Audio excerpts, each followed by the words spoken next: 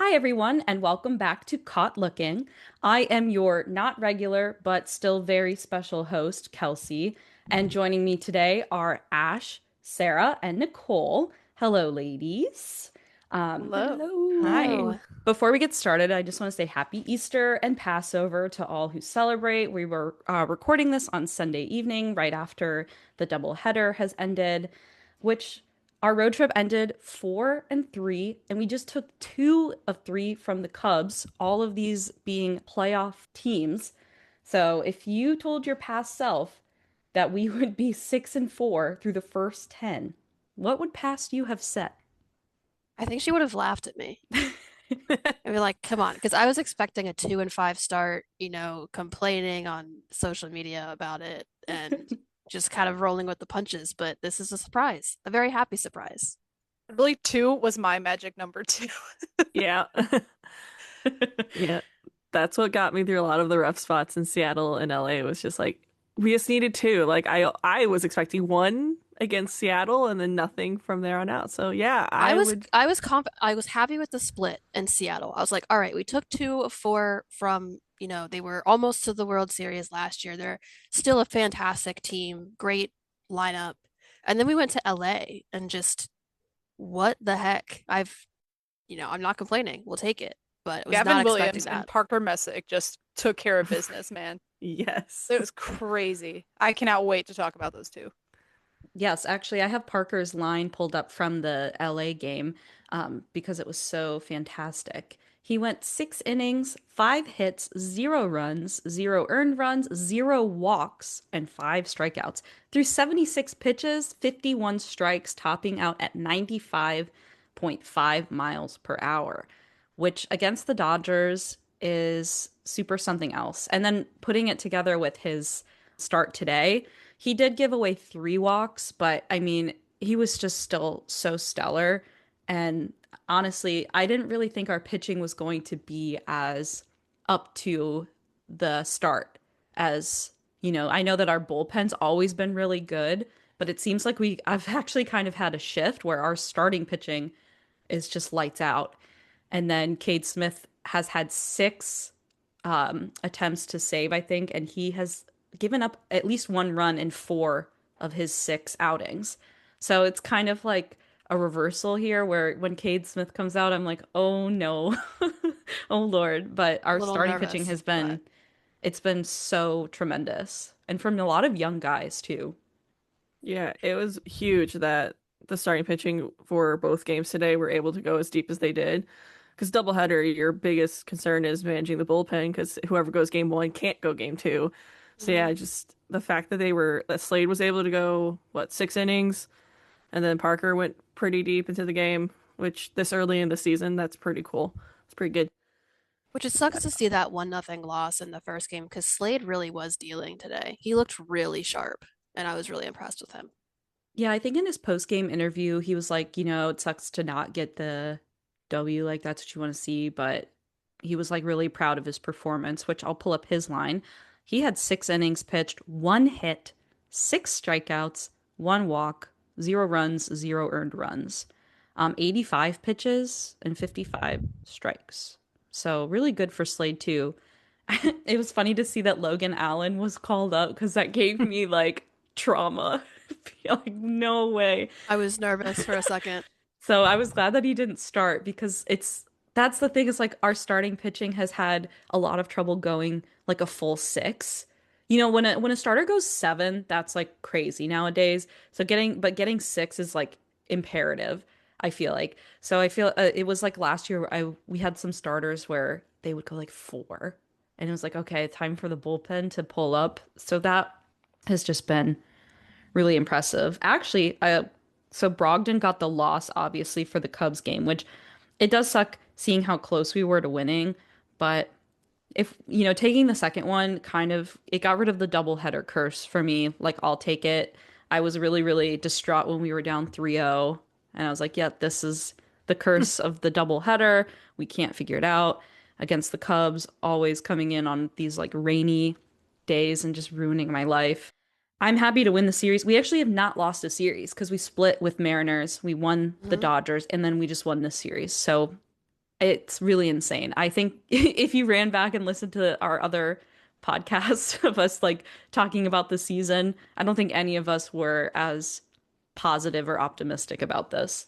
Well, even just last time when we were like live reacting to the Seattle game, that I'm pretty sure we lost 8 That nothing was, or yeah, that was something. the really I was bad like, this, one, yep, the blowout. complete flip of emotions this week. And the Yankees, they just finally lost their second game. So hopefully Oh, they they're did end up coming. losing. Yes, they just did 31 seconds ago. Did the Yankees lose? Just posted that they lost Ah, 7 to yes. 6 against the Marlins. One So of my favorite accounts. You yeah. subscribe to their tweets. That's why I got the notification because I That's have it so on funny. to notify me. But yeah, some star players. I know we talked a little bit before we started recording, but Gabriel Arias, CJ Dude, Kayfus, Austin Hedges, the big three. Everyone knows them. Everyone loves them.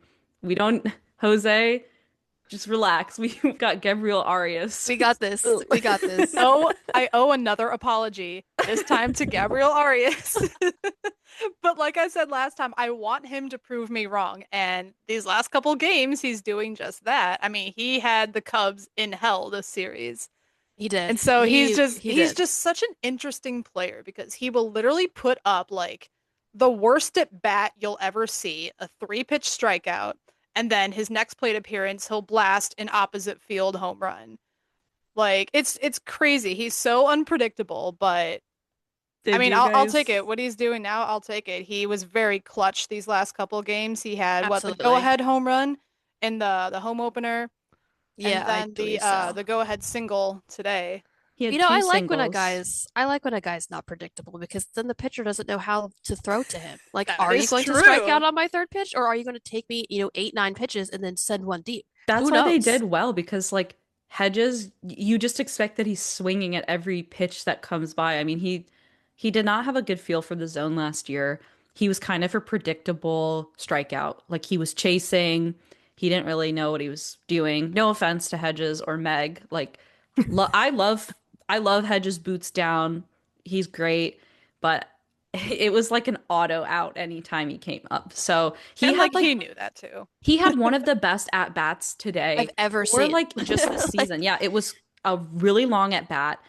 All of the balls he let go, and then he fouled off all of the things in the strike zone until he got something that he liked. It just was really unexpected. I think he went 2 for 4 in this most recent game as well with Arias He's also. batting like 500 right now. He Yeah, is I think batting he's 500. he's second in something only behind DeLauder right now. I And he forget has what like it a like is. 4 or 125 something. It's OPS. yeah, I can't remember what exactly F4. the stat is, but If he keeps that up, we are winning the World Series. on Yeah, the back of Austin Hedges. literally not even that's not As even an predicted. exaggeration though. Like it's so nice. DeLauder being added, so nice. Like I know Jose's having a slow start, Kwan's having a slow start, which Manzardo. Manzo, which Hmm. you would expect if those three were having a slow start, we It's would be over. like 4-6 or worse. But to have a winning record, to be first in the division going through the first 10 games, and we had the hardest lineup to go through. Like I don't really care. I don't really know what other teams were playing. We had the hardest one. Like I really don't care. It was really difficult and we came out on top. And I'm honestly like I'm not even really worried about Kansas City.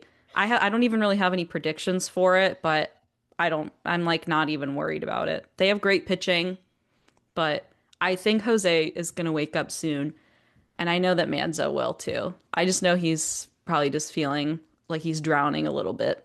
Yeah, especially having a really rough spring training too, and then continuing that into the regular season. Like, yeah, he's definitely dealing with a lot, but I hope he figures it out, man. And you kind of want that though. You want, if your top isn't hitting, you want someone else to step up, but you don't want everyone on at the same time because that means everyone's gonna be off at the same time. It's like what you said Mhm. earlier about the starting pitching being good and last year was the bullpen. Yeah, that just means that when the starting pitching starts slumping here in about a month because everyone oscillates, the bullpen will step up and be lights out and take it over. So as long as like 50% of your squad's on, you're gonna be able to piece together wins and get a really good record going. And the fact that we're starting off this early, this strong, gives us a lot of wiggle room come July, August when we inevitably hit a slump. As Yeah, I they think do. it's nice that we didn't start with the slump. Like a lot of teams, the first 10, 20 games, it's still, working out the kinks because, spring training's for a lot of trying new things and seeing how the prospects are doing. So you don't expect a lot from these beginning games unless you're like the Dodgers or the Yankees or these, really high value teams that have everything figured out. So I am super impressed. The Mariners were the second highest World Series odds. The Dodgers were the first, obviously, World Series odds. And then the Cubs were the eighth highest World Series odds from last year. So to kind of go through that gauntlet, come out on top, your best hitters aren't doing what they probably expect from themselves, but your starting pitchers who are super young and your prospects like DeLauder really coming out. This is a funny stat from the first game today. The three combined hits by the Cubs and Guardians in game one were the fewest in a game at Progressive Field, which opened in 94. I heard From that on the Tom Withers broadcast. That's posted that. crazy. That is crazy. That game was putrid to watch. No offense. No, it was so boring. But I watching slept the through second first, game, like, 5 What's innings. going on? I know. I was sitting with my family like at Easter dinner, and my stepdad's a huge Cubs fan, and we both were just like, this is horrible. Like, this is disgusting to watch, like the fly-out derby, which was really cold. And I'm pretty sure like actually Manzo had some hard hits today that on a warmer day, I think would have maybe been home runs or something. I have to look up really quick what his velos were.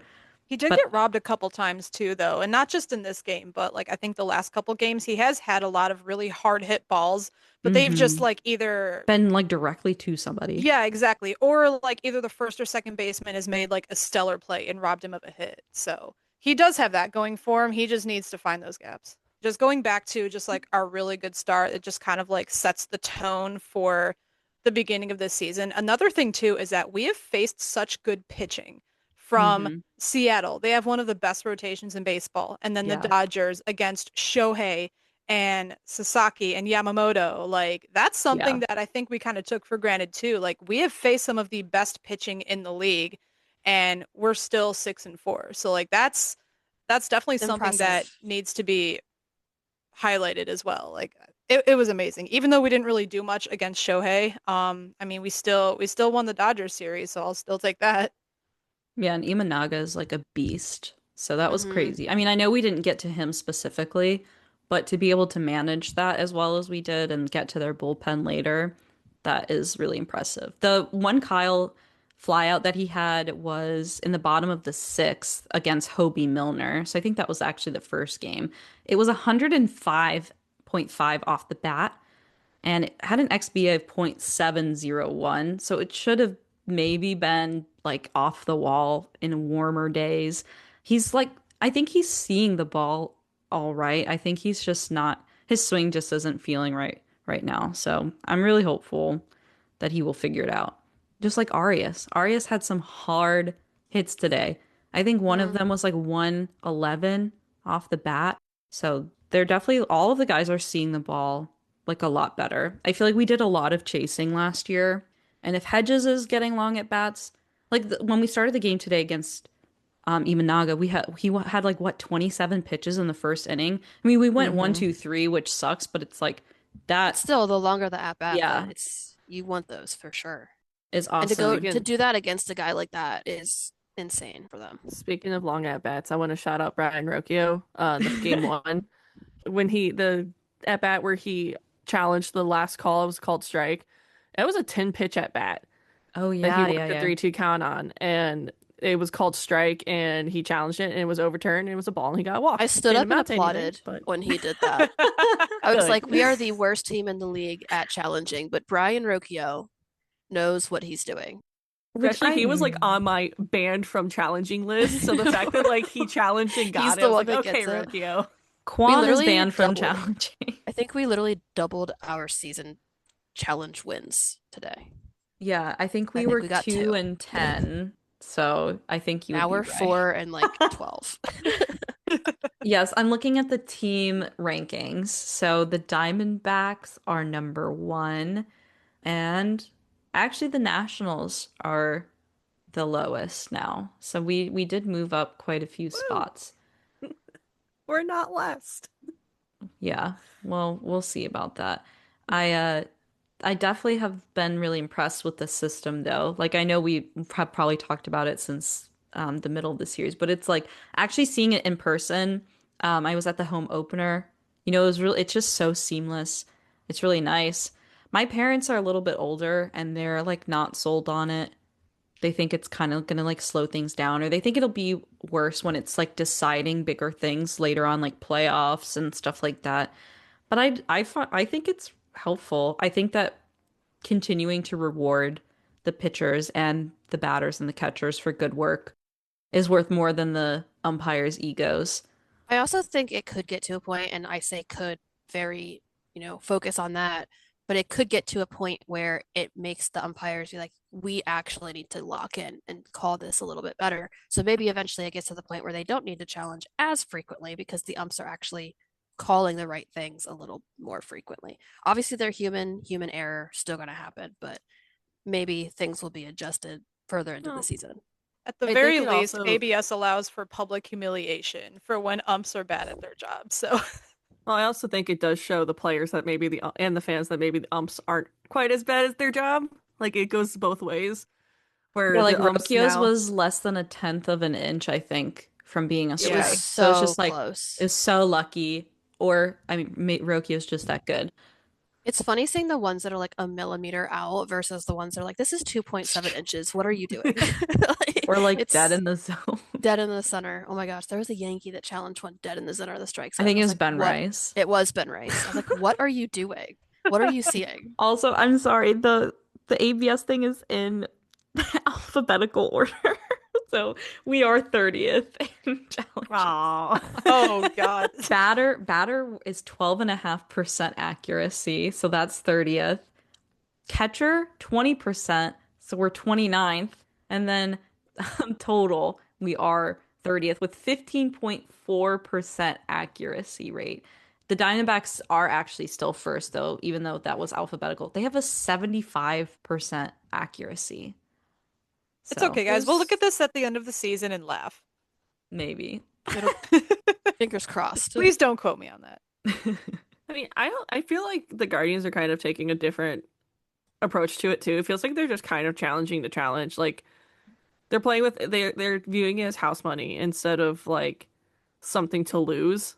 Because it doesn't take away the team challenge if that would be a whole different ball game if the ABS challenges were also part of like when they challenged that chase the ladder hustle down to first, like if it took away the ability to challenge a play on the field.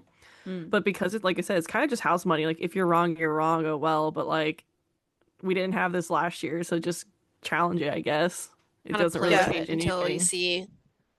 Mm. Yeah, that is something we talked about last episode too, is like their whole approach to it and how Mhm. Vote just kind of told them, hey, like, let's just kind of have fun with it to start the season. Let's kind of give them free reign, challenge when you want to challenge. And then I feel like it makes more sense to work out the kinks that way. Yeah. Because I know I mentioned on the last episode, as the season goes on, they'll be more strategic about when to use it. And yeah, I trust that they'll just learn as they go. But I do like the approach they're taking now. I think they're learning with each game.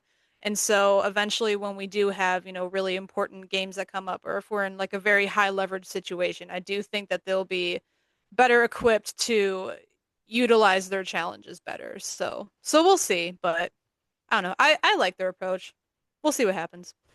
Yeah, I agree. I think it's really tough to field the zone. Obviously, I'm not a major league player by any regard. So I think letting them not maybe not have free reign, but like letting them feel it out.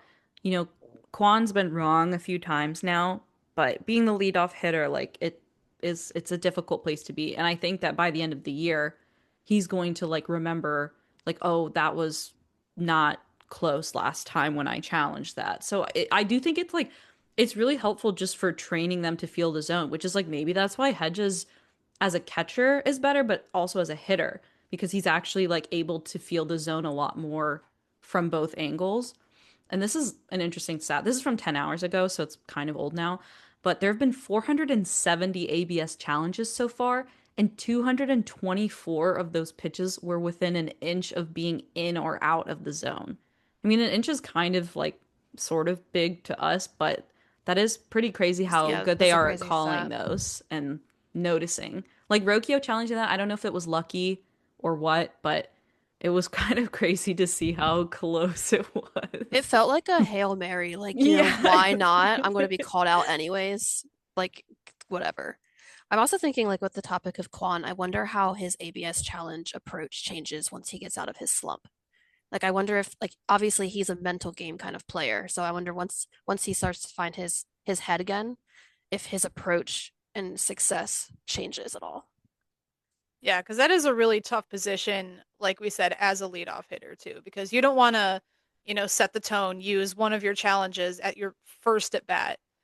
And so, yeah, he is in a very different situation than I think the rest of the guys, and he definitely wants to be very, very smart about it, especially, this early on. So yeah, I agree. I do wonder what his strategy is going to be just as the season progresses.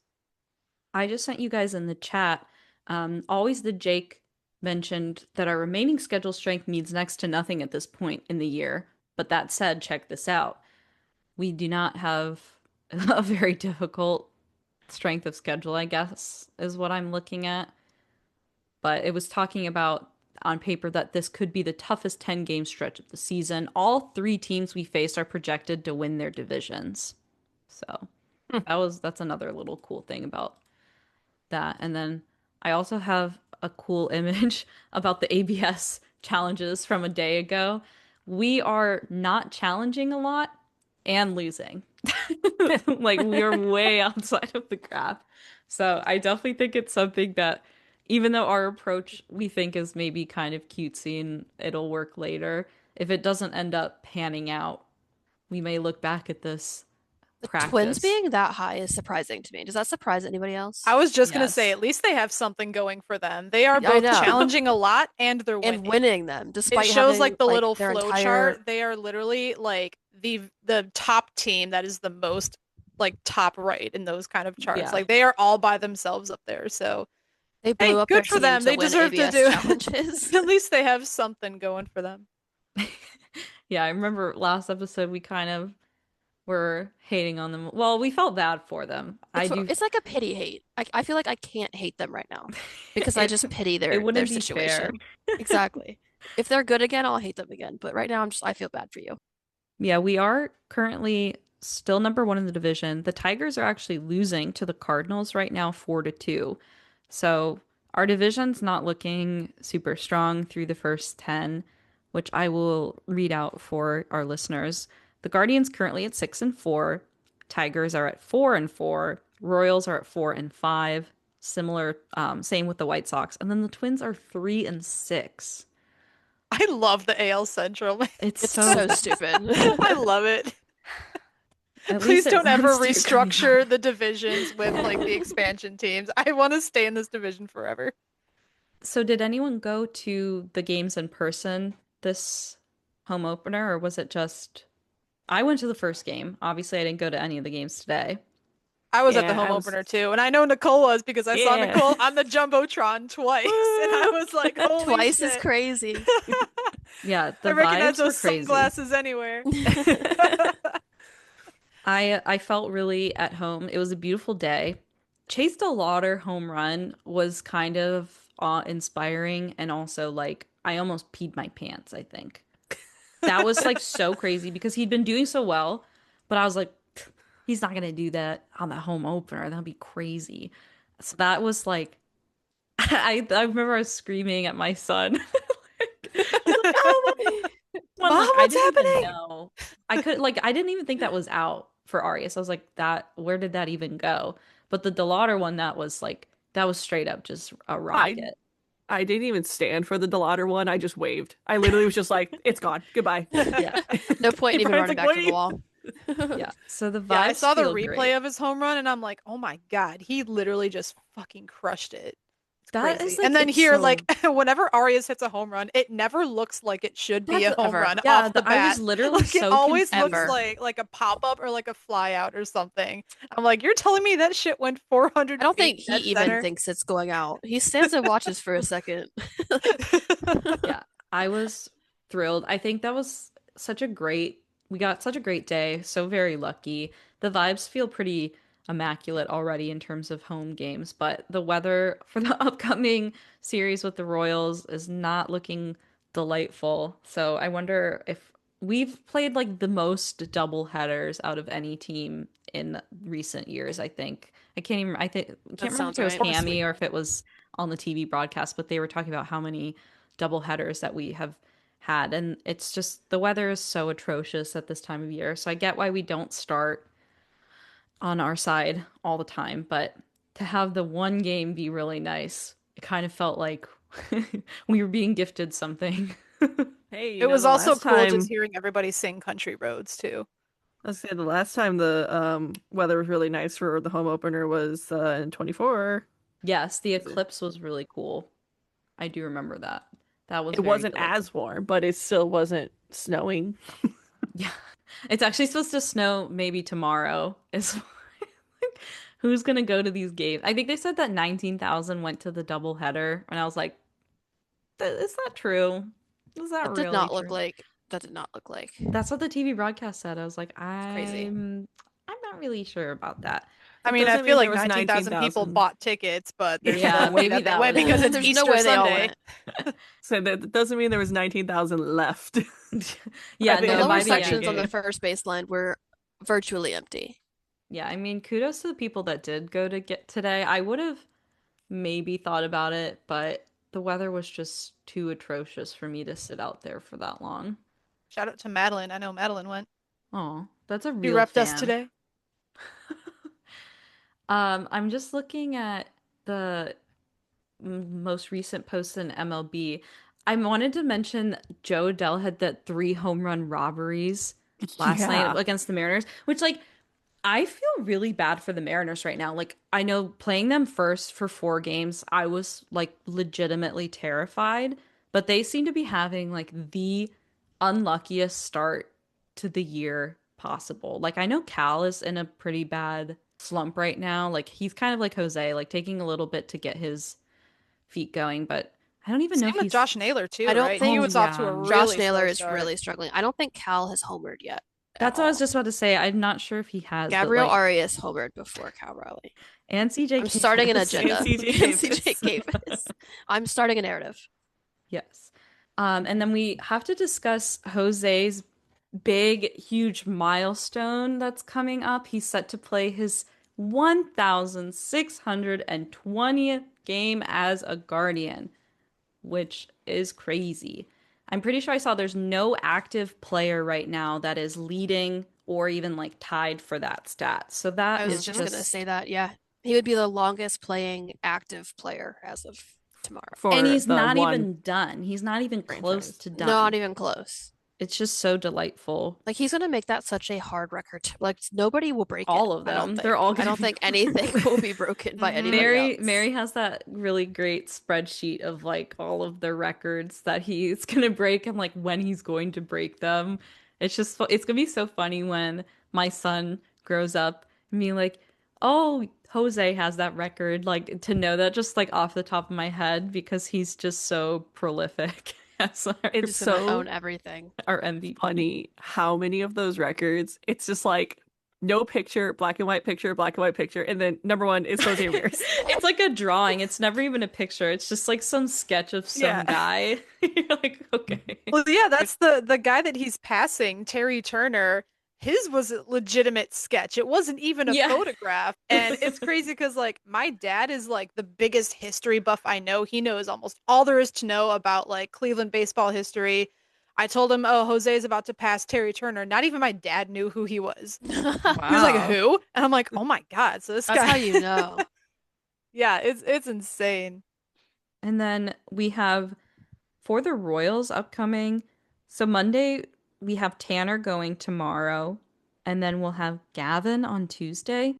And then we have Joey Cantillo as the probable for Wednesday, which we didn't really talk about him, but I at the home opener when I saw that it was Joey, I actually kind of was like, "Oh my God, this is going to be so bad." Like I love again, I'll say it again about a different player. I love Joey Boots Down. Like great. He's so cute.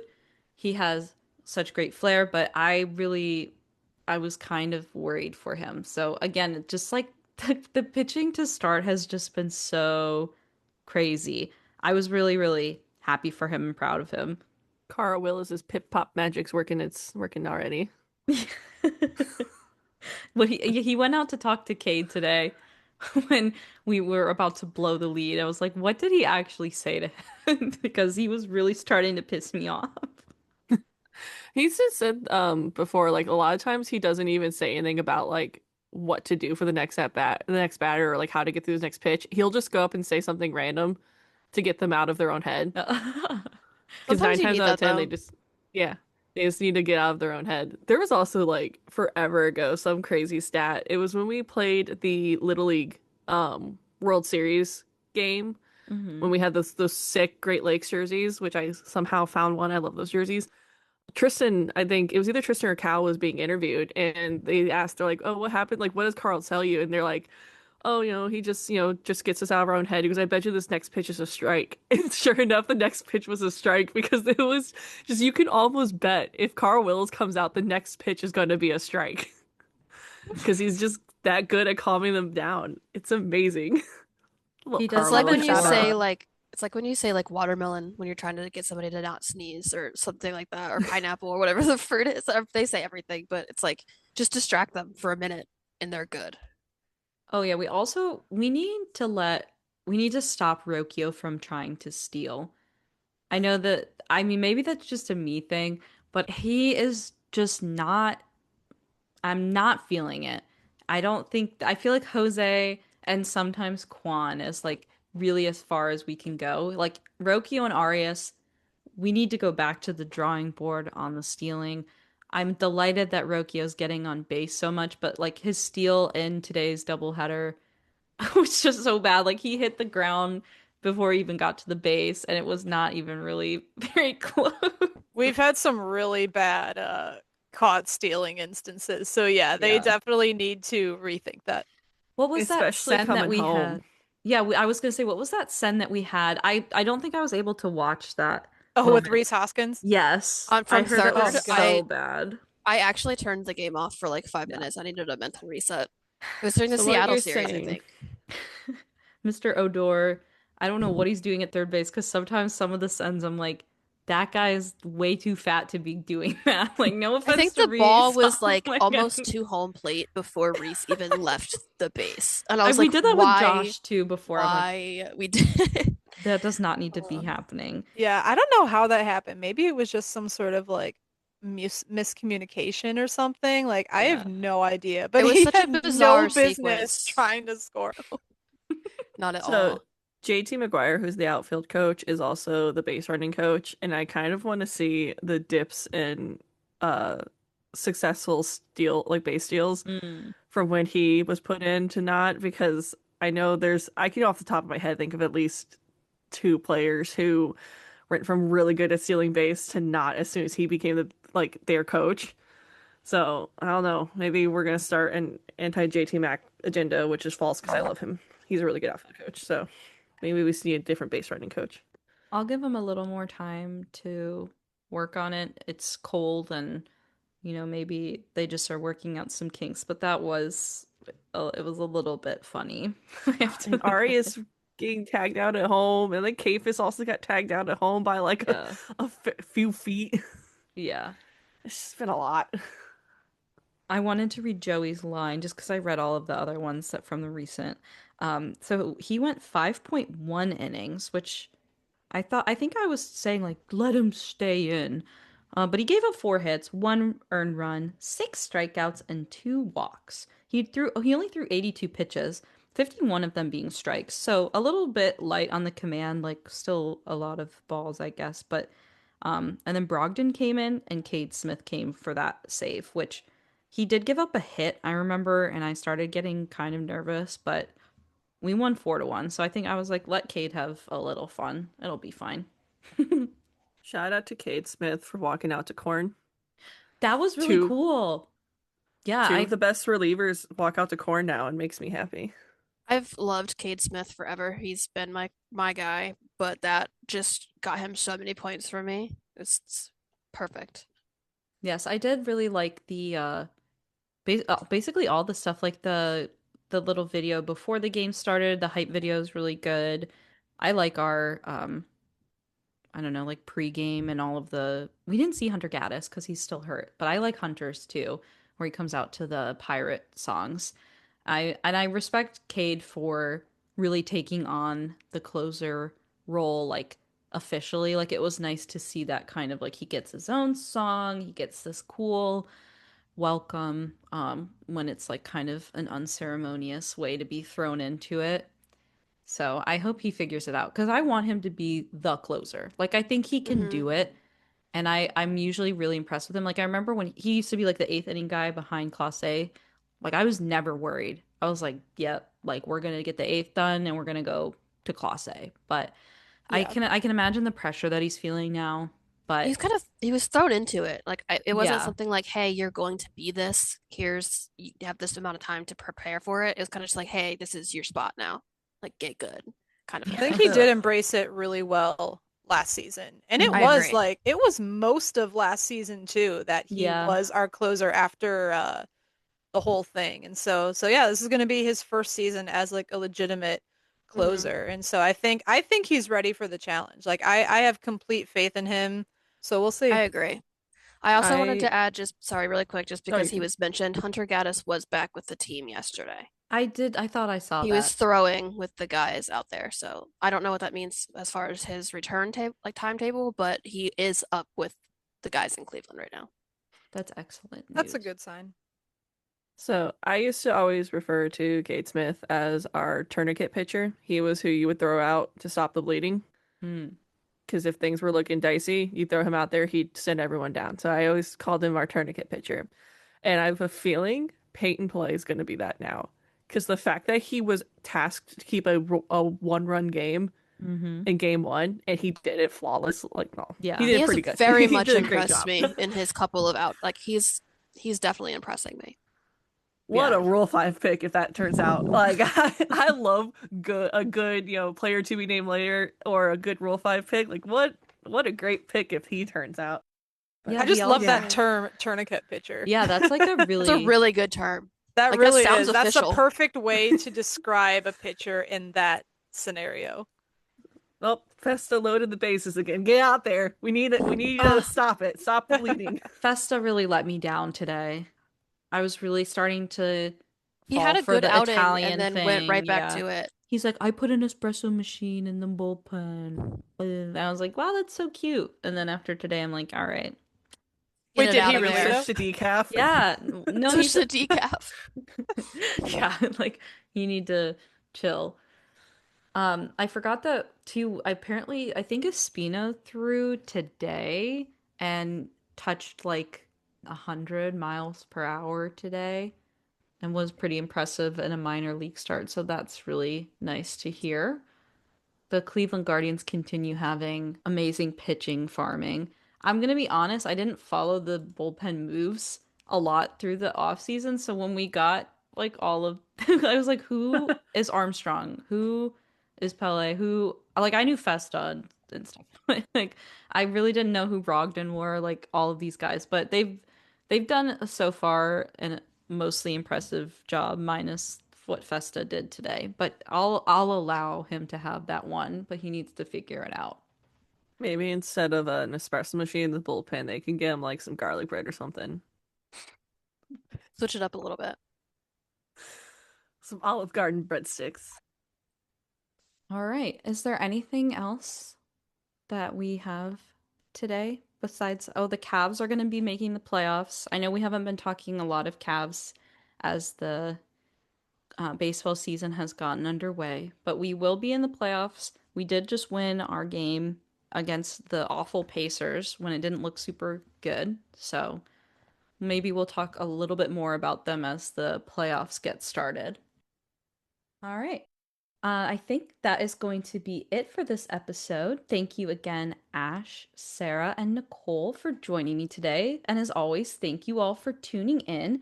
Be sure to follow us on your favorite podcasting app and all of our social channels so you don't miss a thing. And as always, whether you're here for hot takes, heartbreaks, or home runs, don't get caught looking. Go Guards! Go Go Guards. Guards. Guards. And if you had a problem with today's episode, you can let Meg know and you can get me fired if you would like.